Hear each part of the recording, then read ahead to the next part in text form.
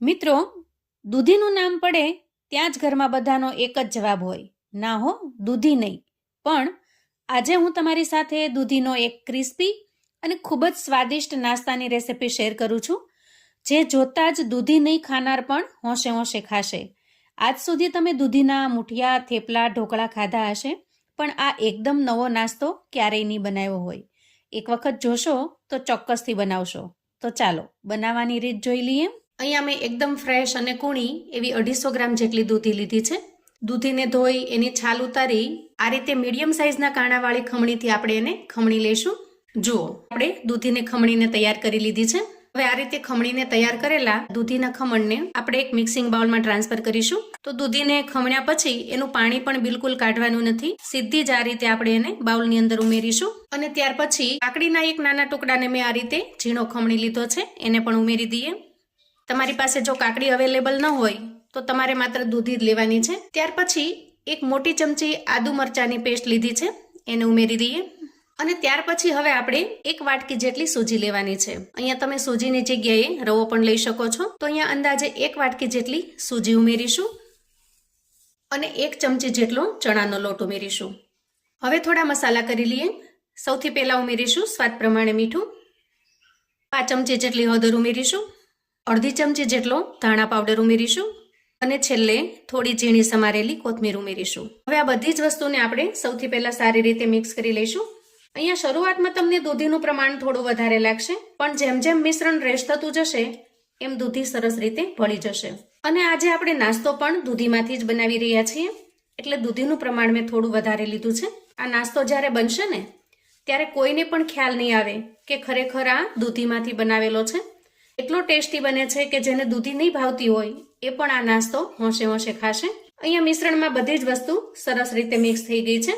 હવે અંદાજે 5 મિનિટ સુધી ઢાંકણ ઢાંકી મિશ્રણને રેસ્ટ થવા દેશું, જેથી મિશ્રણની અંદર જે સૂજી છે એ ખૂબ સરસ રીતે ફૂલી જાય અને આપણો નાસ્તો એકદમ ફ્લફી અને જાળીદાર બને. અને ત્યાં સુધીમાં આપણે નાસ્તા માટે એકદમ ટેસ્ટી એવી ચટણી બનાવી લઈશું. ચટણી બનાવવા માટે આપણે એક મિક્સર જાર લઈશું અને એમાં 2 ચમચી જેટલું આપણે દહીં ઉમેરીશું. દહીં છે એ બહુ ખાટું પણ નહીં અને સાવ મોળું પણ નહીં, એ રીતે મેં લીધેલું છે.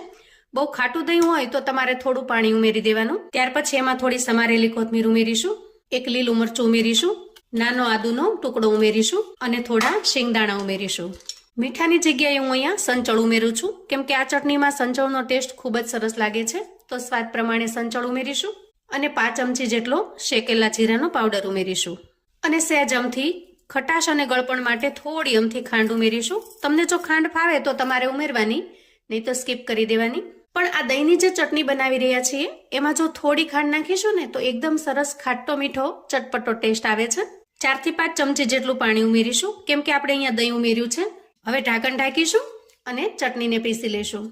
વાહ, જુઓ, એકદમ સરસ ચટણી બનીને તૈયાર છે. આ રીતે તમે દહીંની ચટણી બનાવશો ને તો કોઈ પણ ફરસાણની સાથે આ ચટણી ખૂબ જ લાજવાબ લાગે છે. તૈયાર થયેલી ચટણીને આપણે સર્વિંગ બાઉલમાં કાઢી લઈએ. ત્યાર પછી હવે આપણે બેટરને ચેક કરી લઈએ. અહીંયા થોડી વાર રેસ્ટ થવાથી બેટર થોડું ઘાટું બન્યું છે અને અંદર જે સૂજી છે એ પણ સારી રીતે ફૂલી ગઈ છે. ત્યાર પછી હવે આપણે અડધી વાટકી જેટલું દહીં ઉમેરવાનું છે. તો તમે જે વાટકીના માપથી સૂજી લીધી હોય એ જ વાટકીના માપ પ્રમાણે અડધી વાટકી જેટલું દહીં લેવાનું છે. દહીં બહુ ખાટું કે મોળું ન હોય એ રીતે મીડિયમ ખટાશ વાળું લેવાનું. અને દહીં ઉમેર્યા પછી ફરી અડધી વાટકી જેટલું આપણે પાણી ઉમેરીશું. એટલે કે અડધી વાટકી દહીં લીધું છે અને અડધી વાટકી પાણી લીધું છે. હવે દહીં અને પાણીને આપણે મિશ્રણની અંદર સરસ રીતે મિક્સ કરી લઈશું. જુઓ, આ રીતે મિશ્રણ થોડું ઘટ્ટ રહે એ રીતે જ રાખવાનું છે, વધારે પડતું ઢીલું નહીં બનાવીએ.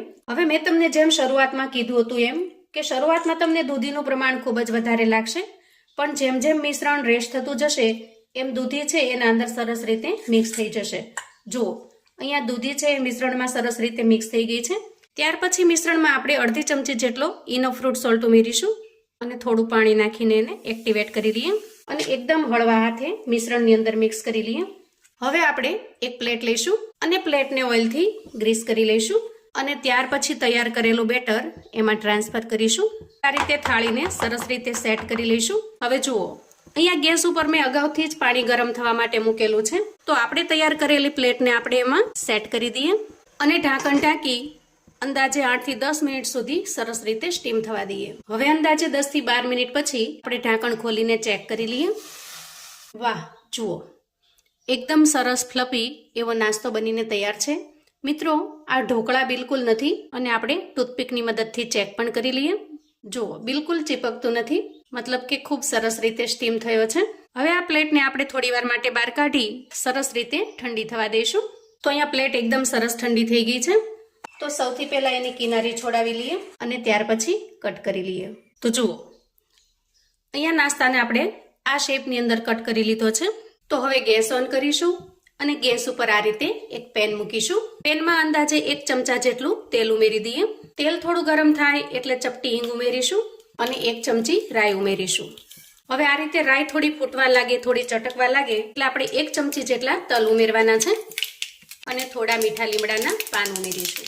ત્યાર પછી આપણે નાસ્તાને એના અંદર સેટ કરી દેવાનો છે આ રીતે. અને હવે ગેસની ફ્લેમને ધીમી રાખી નીચેની સાઈડને સરસ રીતે ક્રિસ્પી થવા દઈશું. આ રીતે અંદાજે 1 થી 2 મિનિટ સુધી સરસ રીતે શેકાવા દઈશું, જેથી નીચેની સાઈડ ખૂબ સરસ ક્રિસ્પી બની જશે. અને નીચે એકદમ સરસ ક્રિસ્પી થઈ જાય એટલે આપણે એની સાઈડને ચેન્જ કરી લેવાની છે. જુઓ આ રીતે. અને એ જ રીતે ઉપરની સાઈડને પણ હવે સરસ રીતે ક્રિસ્પી થવા દઈશું. આ રીતે બધો જ નાસ્તો એકદમ સરસ રીતે ક્રિસ્પી થઈ ગયો છે. હવે તૈયાર થયેલા નાસ્તાને આપણે પ્લેટમાં કાઢી લઈએ. તો અહીં આપણો એકદમ ક્રિસ્પી કુરકુરો એવો દૂધીનો નાસ્તો બનીને તૈયાર છે.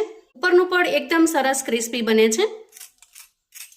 જુઓ, અને અંદરથી એકદમ સરસ સોફ્ટ અને જાળીદાર બને છે. 100% મિત્રો, જે લોકોને દૂધી નહીં ભાવતી હોય ને એ પણ આ નાસ્તો માંગીને ખાશે, એટલો ટેસ્ટી બને છે. અહીંયા તમે એની ફ્લફીનેસ જોઈ શકો છો, કેટલો સરસ જાળીદાર બન્યો છે. અને ઉપર નીચે બંને સાઈડ એકદમ સરસ ક્રિસ્પી પડ બને છે. કોઈ પણ ચટણી સાથે, ચાની સાથે આ નાસ્તો ખાવાની ખૂબ જ મજા પડી જાય એવો ટેસ્ટી બને છે. તો ઘરમાં મોટા ભાગે બાળકોને દૂધી ભાવતી નથી, પણ જો આ રીતે નાસ્તો બનાવીને આપશો તો ચોક્કસથી હોંશે ખાશે. અને ખાનારને ખ્યાલ પણ નહીં આવે કે તમે આની અંદર દૂધીનો એકદમ ભરપૂર માત્રામાં ઉપયોગ કરેલો છે. તો મિત્રો, આવું અવનવું જાણવા માટે અને મને સપોર્ટ કરવા માટે ચેનલ પર જો તમે નવા છો તો પ્લીઝ ચેનલને સબસ્ક્રાઈબ કરો. વિડીયો ગમે તો લાઈક અને શેર કરો. તમારા સગા સંબંધી મિત્રોને પણ આપણો આજનો એકદમ ટેસ્ટી એવો દૂધીનો નાસ્તો ચોક્કસથી મોકલી આપજો, જેથી એ લોકો પણ બનાવીને તૈયાર કરી શકે, એન્જોય કરી શકે અને એના પરિવારને પીરસી શકે. કોમેન્ટમાં મને ચોક્કસથી જણાવજો મિત્રો કે આજના આ નવા નાસ્તાની રેસિપી તમને કેવી લાગી છે. ફરી મળીશું એક નવી રેસિપી સાથે. ત્યાં સુધી આવજો મિત્રો.